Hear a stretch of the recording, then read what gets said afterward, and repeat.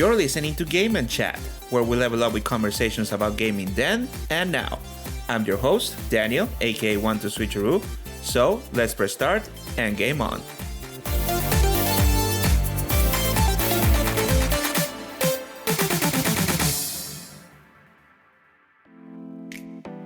Alright then, episode 0, here we go. Welcome everyone to the debut episode of Game and Chat.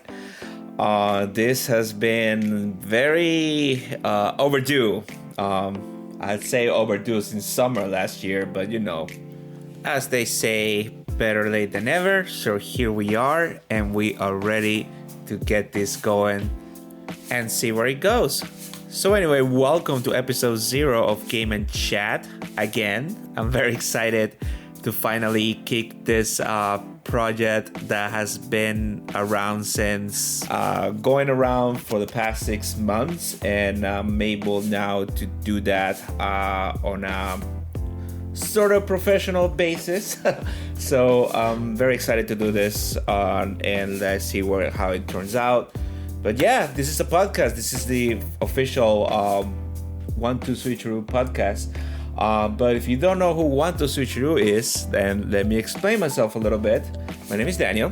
I'm a 33-year-old Venezuelan, born and raised, but located in the States, gamer. But the tens of people out there will know me on twitch.tv as 1-2 Switcheroo. I've been streaming on Twitch for the past 3 years now, since almost 4 years. Oh my god, almost 4 years? That's crazy. Yeah, almost 4 years. That is insane. Anyway, I've been streaming Twitch for almost 4 years. I'm a Nintendo focused streamer. I've been a Nintendo fan since I was a very, very young kid.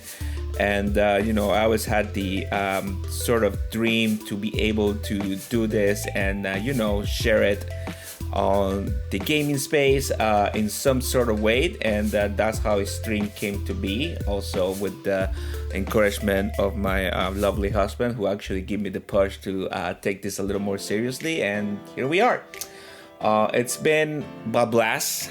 It's something that at first I didn't expect to do, and I didn't see myself doing, although I'm very familiar with, talking to people and all that, but I don't know, I never see myself like talking about this gaming stuff or Mario, Zelda, publicly, say, some misconceptions, stigmas from the past, culture-wise, but here we are nowadays, finally being able to talk about what I love the most, which is video games, and just rambling a little bit here about a lot of things. It's really exciting. I'm looking forward for you guys to listen, to hear also your opinion, and a lot of cool stuff coming for sure. So yes, as it's called Game and Chat. It's a very laid-back podcast. What we're trying to do here is just talk about our favorite Nintendo games over the years, gaming memories, milestones, and just have fun with it. It's not going to limit just to Nintendo. Of course, we're going to touch in other consoles, because I have some of my favorite games ever are in other consoles, or started in other consoles also. So it wouldn't be fair to lock myself in a little box. But at the end of the day, I may have an Xbox and I may have a PlayStation 5. I will always turn back to my Nintendo consoles, because it's the ones that I have the most fun of. It's the ones that I have the most fun memories from. So yes, Nintendo focus, but not Nintendo exclusive. That's all I can say on that matter. And of course, since this is the first time, this is episode 0. This is what we're going to talk. As the title states, it's called My Gaming Journey. We're just gonna take this opportunity to just introduce myself, what gaming means to me, and just where all began to what has led me up until today. So I hope you guys are ready for the ride, and let's get started. And of course, to understand how everything started, we need to go back in time to very young, very naive 6-year-old, maybe 5-year-old Daniel is when everything started. So my first game I ever remember playing was Super Mario Bros. 3 on my cousin's NES console. Which, fun fact, I do remember that we had a NES system at my house. I believe it was the NES system that came with the zapper, and it had both Super Mario Brothers and Duck Hunt. But for some reason it was packed up, it was never used. Maybe it was missing a cable or something, I'm not quite sure. But I wasn't never exposed to that for some reason, so I got the chance to play for the first time at my cousin's house. And even though we're talking about 6-year-old Daniel, some memories might not be accurate, but what I do remember is when I saw that game for the first time, and the music, and literally the first world completely. I don't think I ever made it actually to World 2 at the desert. Maybe I played the desert, but then I got into the level with the flames, with the long flames that jump back and forward, and it turned out to be really hard. I guess that's where I stopped. But I just remember being just hooked, And yeah, I mean, you might say, yeah, of course you were a kid. Of course you're gonna be hooked to a console and a video game, especially if you press a button and the character does something. But I don't know, there was something there for sure. Of course it was regulated because I didn't get to play at home per se, so every time I used to go to my cousin's house, the first thing I would do, oh yeah, can you play Mario 3? Can we play Mario 3? I don't know why I sound British there. Anyway, sorry. And then a couple years later, 1997, my friends, they were brothers, they live right across from me, and they got a Nintendo 64, and they got Super Mario Bros. 64. And that's when everything just went down. Because once I saw that game and I played it and I grabbed that Nintendo 64 controller, and after figuring out how to grab that controller and play, it was just game over. It's amazing. Of course, coming from Super Mario Bros. 3 to Super Mario Bros. 64, because again, I didn't have a Super NES, so I don't have that nostalgia for Super Mario World, so I completely skipped it. I think I played Mario World after playing Super Mario 64, ironically. Hence why Super Mario Bros. 3 is my favorite 2D Mario game. These are the scores that me and my husband go back and forward, because Gigi did have a Super NES, so Super Mario World is his favorite game of all time, pretty much. But anyway, Mario 64 was the pivotal moment for me. That's when I knew that, oh my god, that this is so cool. I would spend hours and hours on my friend's house playing the game, to the point that I remember going there probably around 3 o'clock, to the point I'd be being picked up by my mom, very upset, at 9 p.m. I had lunch, I had dinner at my friend's house, and I would still be playing. I remember being very mad when she come pick me up. But eventually, that really got me going. Of course, my mom had no choice but to get me my own console now, because if not, I wouldn't move with my friends. But anyway, I got my Nintendo 64. I remember getting it with Mario 64 and F-Zero X. F-Zero X was actually my first game, and then Mario 64 came a couple after. And of course, with Mario 64, pretty straightforward. I didn't exactly know what was going on, but somehow I knew what to do.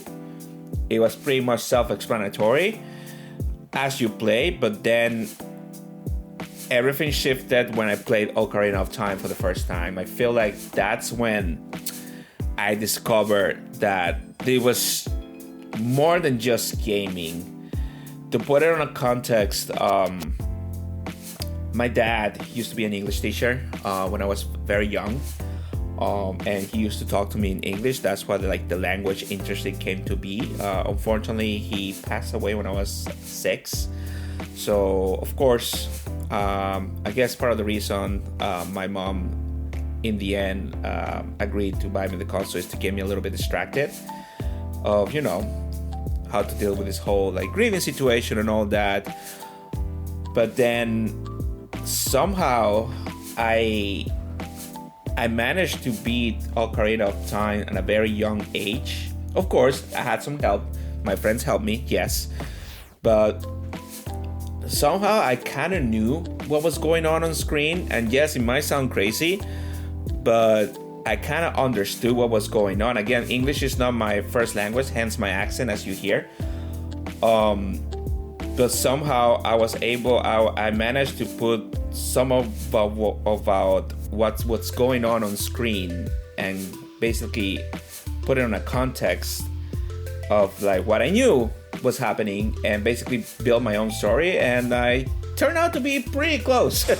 So I knew that this was some sort of like learning moment for me, that I feel like I can learn English by playing video games, and that's awesome. And it's kind of like a way for me to live up to my father's legacy. He always wanted me to be bilingual or multilingual for that matter. And I think that now that everybody's starting to click, and I was actually doing good grades in English at classes, to the point that I would tell my mom.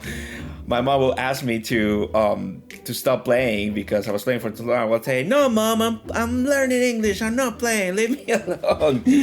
Oh, she would get upset. But hey, I mean, the grades didn't lie. I was doing really good in English. I think that was my best subject in school, just like overall.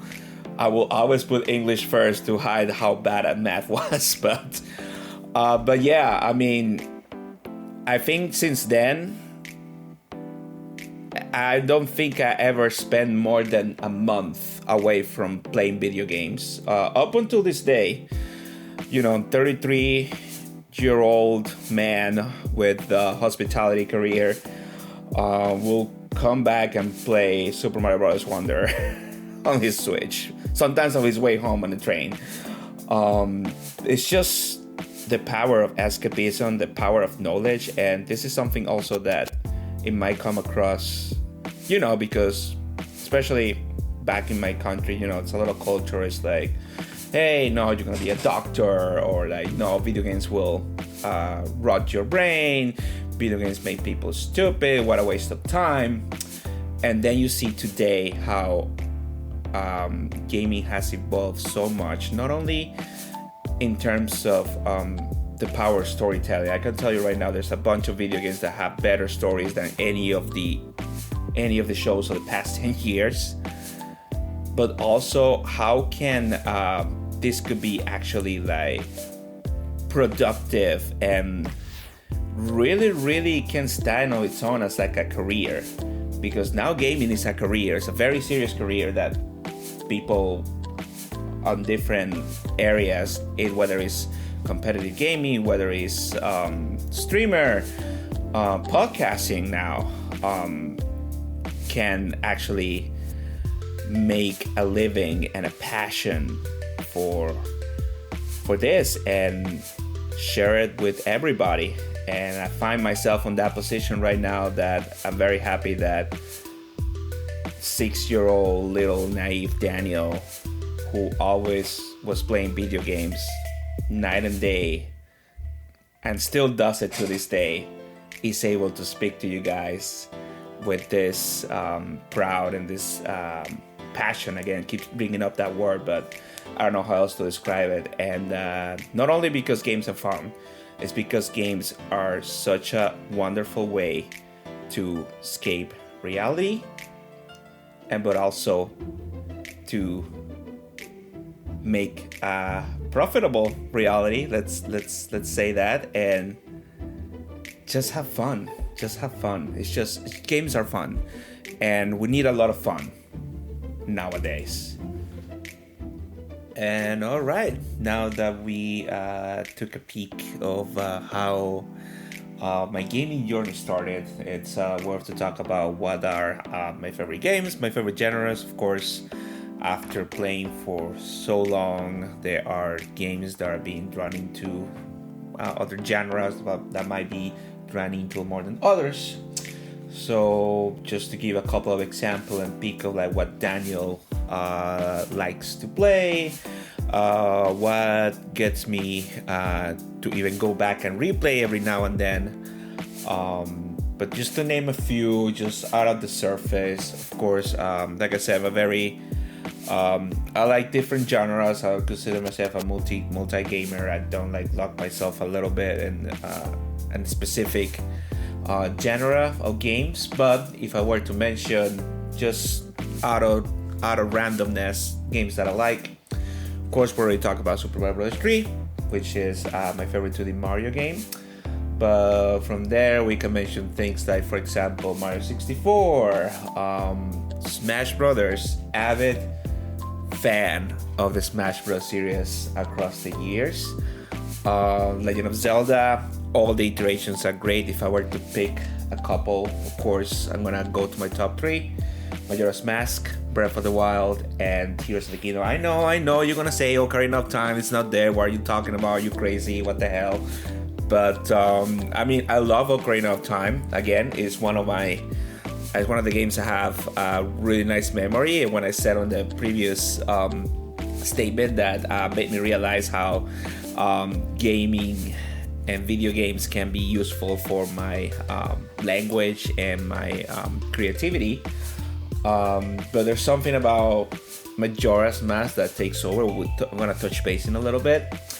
Other games, of course, we're talking about the RPG genre.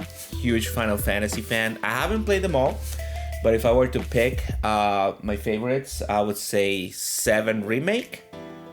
I played Final Fantasy 7, the original, but again, I didn't own a PlayStation back in the day, so I was kind of like an in and out situation. I did play Remake, and I think it's amazing. One of my favorite games in the last 10 years. I'm very excited for Rebirth coming up very soon. But if I have to go back in Final Fantasy games, I would say Final Fantasy X is peak for me. Of course, Nintendo fan here, I have to go with Pokemon. Pokemon has been part of my life since forever. I did not own the original Pokemon games, Red, Blue, or Yellow. I did play them on my other cousin's Game Boy Color that she owned it. My first Game Boy Pokemon game was Pokemon Gold. And what a way to start with Pokemon, I gotta tell you.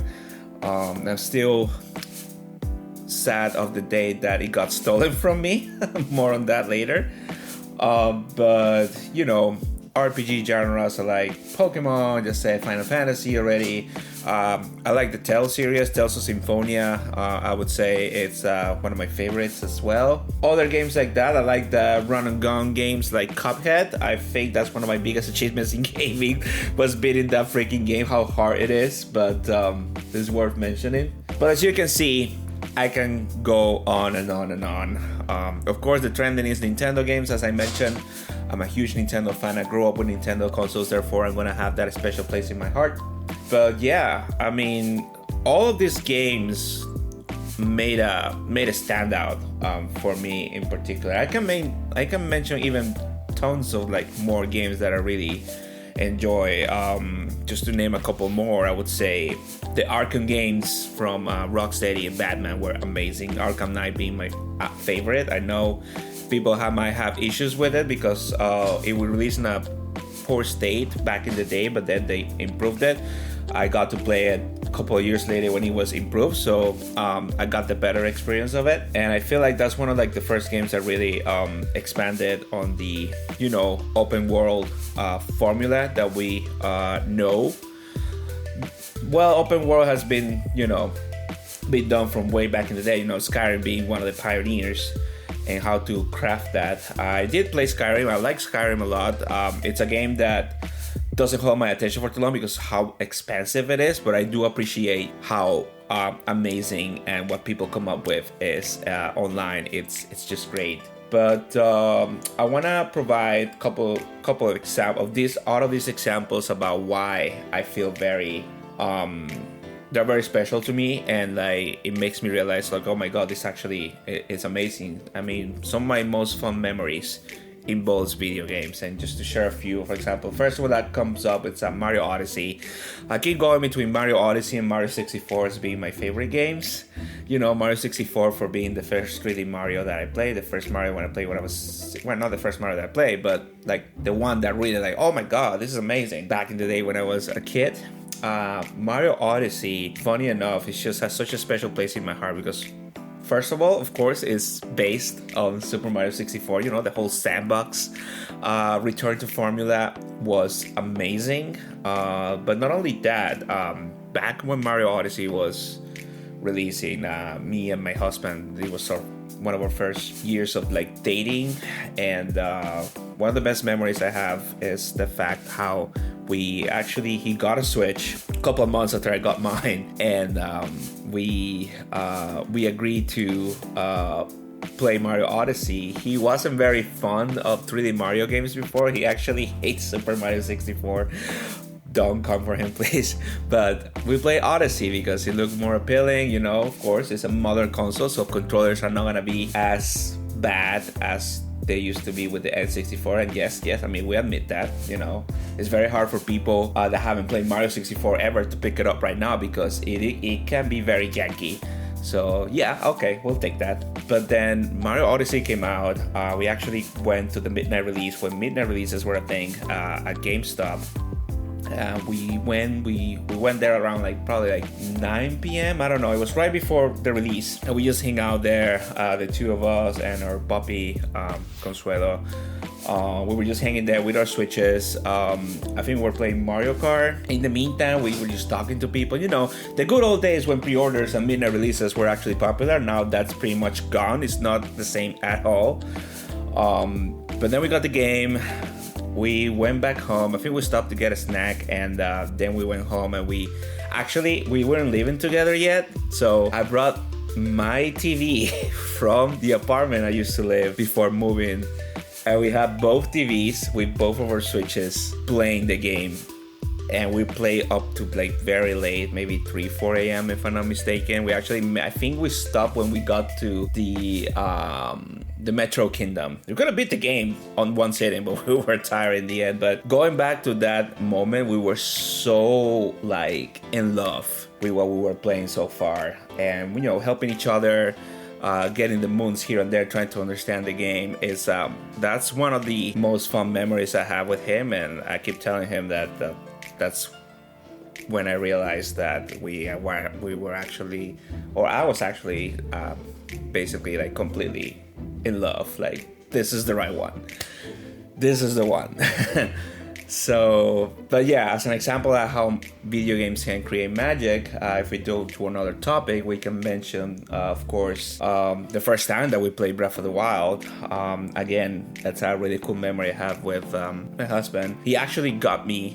I had to work the day of the release of the Switch, so he went actually to pick up my pre-order with the Switch, and I had to order that overnight, and then the next morning he picked me up from work. We went to my room in where I used to live, and we played for a little bit, and then it was just, one thing about Nintendo that really draws me in is the fact that how revolutionized with every console, for good or for bad, looking at you Wii U. But Breath of the Wild, like many other games, like Mario 64, were such a pivotal moments in the gaming industry. And then from that moment, every game that came after tried to get inspired, not ripped off. I mean, of course, there's some that are clearly a rip-off, but it's like right now, if you think about it, when Mario 64 came out, now every game had to have almost like a full 3D camera. Like a 360, that's really camera now, 360 camera movement. When Breath of the Wild came out, now every character suddenly knows how to glide. And every character has some sort of glider, wings, something to move around in the air through the map. And, those kind of things, that the freedom that Breath of the Wild give you, and all the things you were discovering as very little as, like, I don't know, like for example, that you're able to feed the squirrels, you're able to feed the dogs, putting things together, like cutting trees to make bridge and go across the water. And the way how they do it is so natural. It's like an instinct. It's like, I think I can do this, like the game is letting me do this, and then you do it and I think it works, and it was like, oh my god, like this is amazing. Those kind of moments are what really brings everything together in terms of like gameplay and experience and memories. Those are things that you'll never forget. And Tears of the Kingdom took that now and brought it up to 100 with now creativity, and literally the sky is the limit, or the depths, however you want to call it. But yeah, I mean, Tears of the Kingdom for me right now is my favorite Zelda game in terms of gameplay. Majora's Mask is my favorite game in terms of story. So why do I like Majora's Mask more than Ocarina of Time? Ocarina of Time had a very set up objective. You know, Zelda, it's being captive by Ganondorf. Time travel is involved, so you need to go 7 years in the future to rescue her. And you know, all the implications of time travel that brought in, you know, the timelines and all that, which in concept is great, but at the end of the day, the mainline objective was destroy Ganondorf, rescue Zelda, the end, if we keep it very linear. Majora's Mask is all about their side characters. I don't think I ever played a game that I know and I appreciate every single non-playable character and even every single side quest on that game, especially because how the game is about is I call it a beautiful bittersweet story. We all know what it's about, you know, I mean, I'm not gonna say spoiler alert, the game's been plus 20 years ago. So every character works on a schedule, and they all have some sort of thing to do or some like bad experience or something that they're going through and that they want to accomplish before the world ends. Some of them are naive and on denial. Some of them are very aware of what's going to happen, and we can totally say, for example, the most famous side quest of the game, which is the Cafe and Anju's love story. That whole sequence is just amazing. And then you see how the characters like develop themselves as the days go by, the 3 days, because there's only 3 days before everything ends or you don't save anybody. And the fact that you keep going back and going back to the first day and try to fix things, and you know, and it's kind of sad because you help somebody to reach to this level of content before the moon crashes, but then you have to do the Song of Time and rewind everything to the first day so you can help somebody else. So you're not really helping them. You're just like, you're helping them cope with their needs at the moment, and then you have to go back in time and just erase everything you did so you can help somebody else.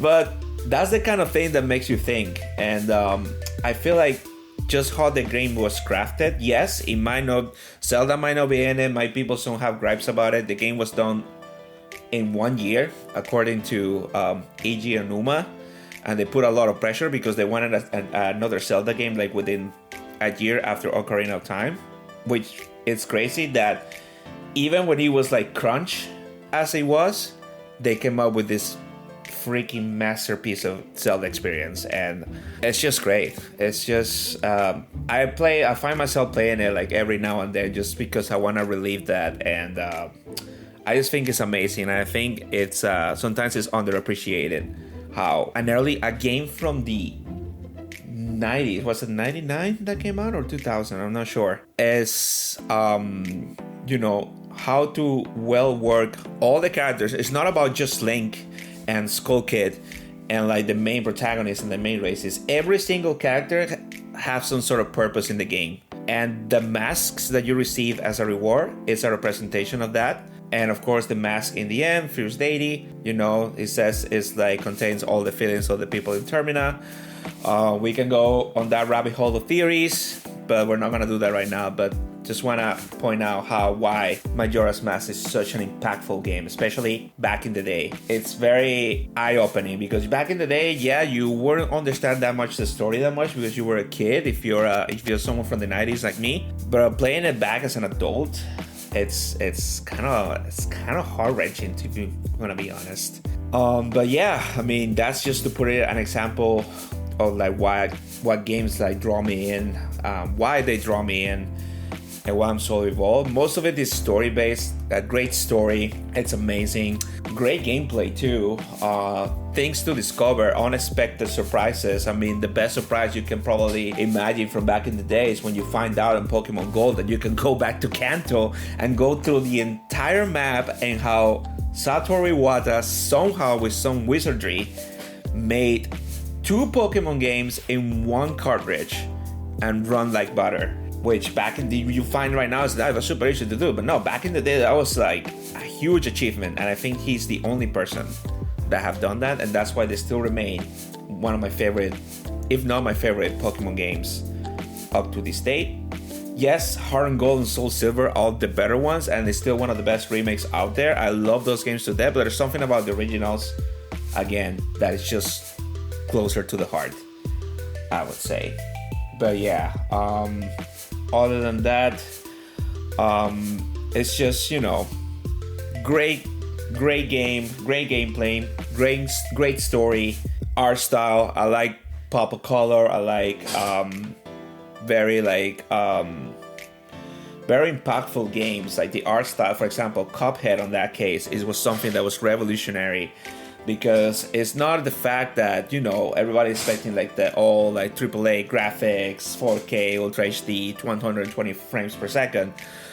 I think it's harder for make a caricature to move on the screen by the press of a button and still look like you're watching an early 50s cartoon show like Mickey Mouse or something. I don't know if I can say Mickey Mouse, but it's just unbelievable what people can do nowadays, and it's just crazy. And of course, if I have to mention one thing that I'm very proud of too, is that difficult games, I respect there's an audience for it.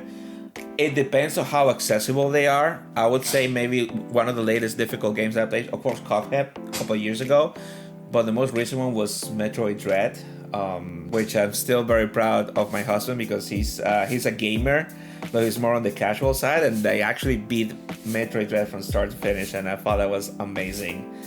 And what an amazing game that was, you know, for especially waiting after 20 years since the last 2D Metroid. That's insane. And you know, on the weights of Metro Prime 4, I still need to finish Metro Prime 1 Remastered. I might pick it up. My backlog is just insane right now. But we'll see. I mean, we are on the eaves of an announcement very soon, so we'll see what happens with that. And but yeah, as you can see, very open-minded when it comes to games, as long as they have a good gameplay, great story, great art style. You got me hooked, especially if it's Nintendo. Now then, let's talk about gaming preferences. By gaming preferences, we mean like how Daniel likes to play its games. You know, we're talking about whether there's a preference in single player, multiplayer, you know, favorite mood, favorite scene for gaming. How can we get gaming done in a very satisfactory way? And the answer is very simple. Not preference at all. I guess it depends on the case. I will lean towards single player and multiplayer games on a case-by-case basis. So for example, if I were to say single player games, I lean more towards play, of course, the main consoles, PlayStation or Xbox, depending on the case. I've been playing Sea of Stars on Xbox on Game Pass. Another game in the backlog that I need to finish, but it's been an amazing experience so far. It reminds me much of Golden Sun. and mix with Octopath Traveler, and it's just been great. I need to pick it up again. It's just hard because now Golden Sun came out on Nintendo Switch Online. I want to replay that so bad. And then of course I go to the PlayStation. PlayStation, of course, nowadays known for their single player experiences. We mentioned God of War, Horizon Zero Dawn, Horizon Forbidden West, Resident Evil Village, Resident Evil 4, which I'm currently playing and having a blast so far. It's kind of reliving the same feelings of when I played the original for the first time with the GameCube, but without switching the discs, thank God. But multiplayer, of course, I lean towards more Nintendo. I think Nintendo really nails down the multiplayer experience better than other platforms. Of course, we live on the online era right now, where we can just play these games from anywhere in the world by connecting through Wi-Fi. I still think nothing's gonna beat the early 90s, 2000s couch experience when you invite over 3 of your friends and play 50 turns of Mario Party 3, and 3 hours later our friendship was over.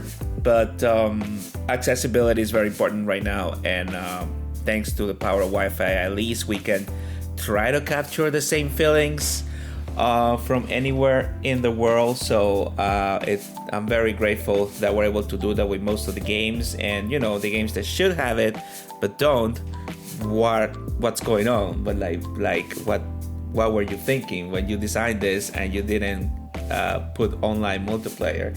Nintendo might felt guilty on a couple of those, but let's not touch that subject. But like I said, it's not really big preference. I would say I lean towards more multiplayer games when I'm streaming, as for the reasons I already mentioned. Proof of this is my most successful streaming game on Twitch is Mario Maker 2. Just how the community comes together and creates these amazing yet insane levels, and have them send it to me and play, and I will lose my mind sometimes because I can't figure out a puzzle that might be simple for everybody, but for your average Daniel streamer might actually take a little bit of extra time. But it's just the satisfaction after figuring out and completing the level that really makes the difference and really makes a memorable experience. I've been playing that game since it came out.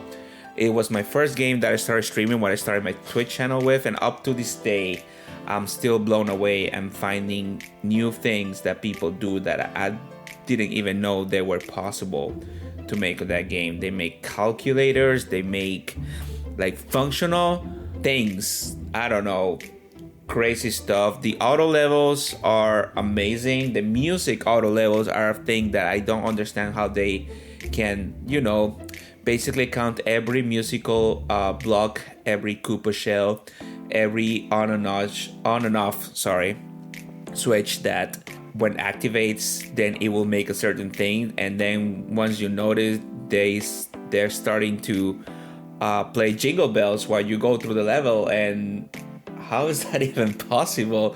I don't know, but I love to see it, and every time I get to stream Mario Maker 2, it's always a sense of excitement on what I'm gonna learn today and what people is gonna send to me that's gonna make me freak out. So always looking forward for those streams. Definitely the best game for streamers. If you want to start with a game, if you want to start stream, Mario Maker 2 is a really good start. The community is amazing too. It's very welcoming.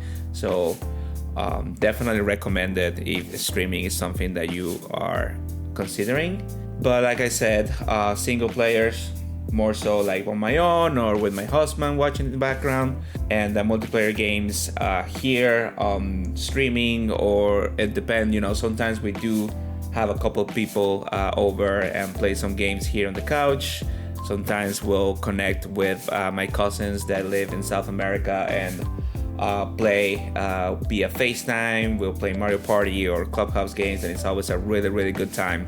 But yeah, there's no preference in terms of like single player and multiplayer. It just depends of the setting. I wouldn't say I wouldn't play single players on my computer or streaming, but I'm more leaning towards, I want to really enjoy my game, take my time. So I just rather do it on my own personal time. If it's a very popular game or it's something that I really want to share with the community, my reactions, I will play it on stream. I would say the only one I would do that, I guess, is Pokemon. I just love gaming in every single shape or form, and you know, of course, I don't limit myself to Nintendo. I play my other consoles too. On Xbox, I've recently played the remastered version of Banjo-Kazooie, which still holds up as one of my favorite platformer games.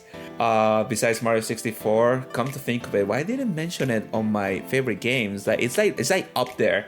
Like I said, there's so many games that I mentioned. There's so many games I didn't mention because I'm just so fan of so many games that sometimes you just forget. But definitely, it's been a wonderful experience, and it's up to you how you like to experience this in any possible way. And now going through milestones, now that we're touching on the streaming, like how my gaming preferences are, I do have to commend the fact that ever since I started streaming, my gaming skills got a little better. I'm not the fast learner out there, but and honestly, when I first started streaming Smash, I was so afraid that because I was good in the game, but you know, I'm not a beast. I don't go to tournaments and spend 8 hours playing.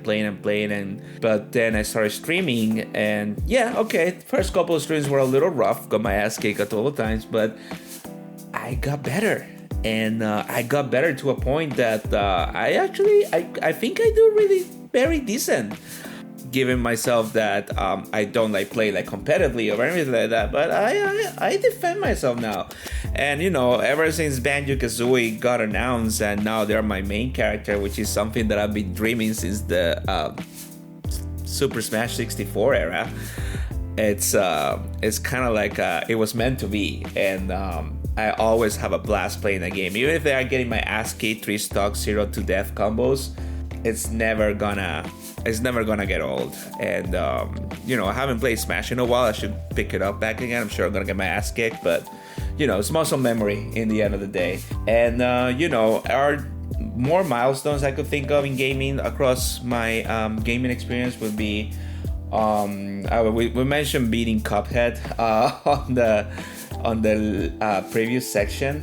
I would say another one that really let's say has been imprinted in my mind since I did it is playing Super Mario Galaxy 2, which, by the way, oh my god, what a perfect game that is. I keep going back and forward. I have Mario Galaxy 2, Mario 64, and Mario Odyssey competing for #1 spot.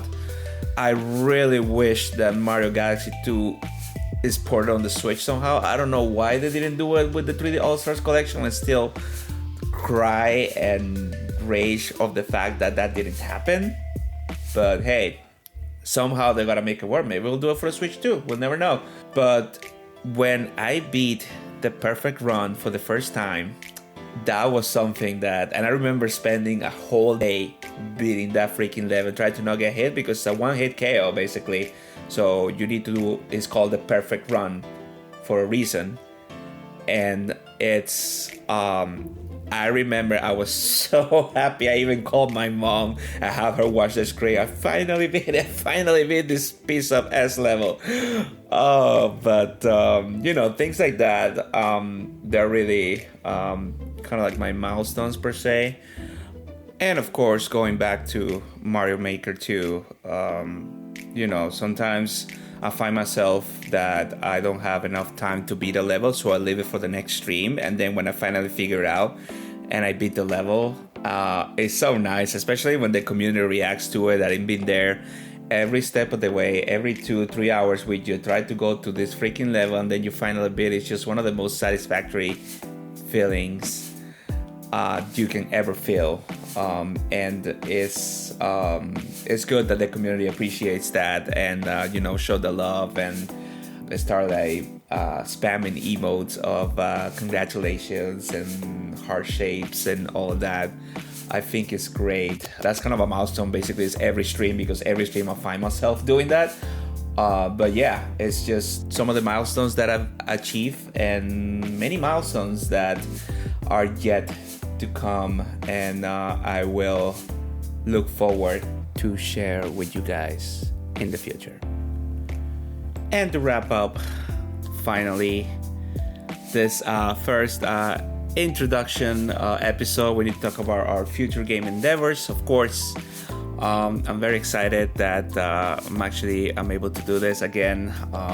Something that I didn't see myself doing at first, but now with the encouragement of the right people, I feel so glad. It feels some sort of liberating just to sit down in front of the mic and just talk about the thing that you love the most. One of the things that you love the most, which is video games, and knowing that there's an audience there that will be listening and maybe feel the same way, maybe not, because at the end of the day, we're all humans and we have different opinions. But the only thing that we have in common is the love for gaming. So even if you like PlayStation more than Nintendo or Xbox more than Nintendo, it's fine, because we still love video games in any shape, way, or form. And that's the message what I want to convey in every episode that we make of this podcast. And I look forward to hear from you and see the comments of what you think of the podcast and the topics so far. Of course, we're still in the learning process, so feedback will be appreciated, and I will take that in a huge consideration.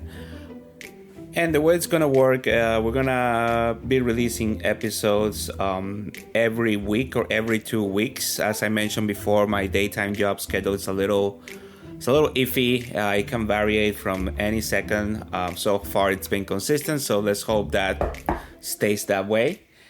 And of course, we're gonna do different topics. We're gonna touch on not only gaming stories from the past. We're gonna discuss some news. We're gonna have different sections that will continue to develop as the episodes go. So look forward for many things within the stories that we tell here at Game and Chat. And of course, huge thanks again to my husband, who was the number one support for me to start this project. So Sebastian, I love you, and I hope you love this as much as I did. For everybody else, thank you very much for listening and taking an hour of your time basically to hear a random guy talk about video games. And I hope you guys enjoyed also as much as I did. Of course, if you did so, I will strongly encourage you to subscribe to the service of your choosing. If not all of them, we're on YouTube, Apple Podcasts, Spotify, anywhere else that do podcasts. This is probably gonna be around. So please pick the one you like and subscribe. Sign up, whichever the button is to join the family. I would really, really appreciate that. And of course, if you want to get the live 1-2 switcheroo experience, then follow me on Twitch, because we stream every week. You'll see me there with Mario Maker 2, so you can see me live losing my mind, playing Smash Bros. And getting my ass kicked, or any other games that will make me happy to share with the community. So twitch.tv/1-2switcheroo for that. You can see the VODs and a second stream on YouTube also. Now that we can multi-stream, you can find me on YouTube at the same times. If not, you can catch with the playback later that day. We're getting close to 1,000 followers on Twitch, so I will really love to hit that goal finally this year. I've been trying to get there for the past year and a half, so let's try to make it happen this year. Why would I say try? Let's make it happen this year. Let's do this. We all need to put positive energy to reach our goals. So it's not about trying, it's about just doing it, like certain celebrity said on a crazy video. But anyway, and yeah, that's gonna be it for episode 0 of my gaming journey that led me up to here. And now it's all looking up right now, and I look forward to see you guys and have you listen to the next episode very, very soon. Thank you so much for listening, everybody. This is Daniel, a.k.a. 1-2switcheroo, signing off. Game on.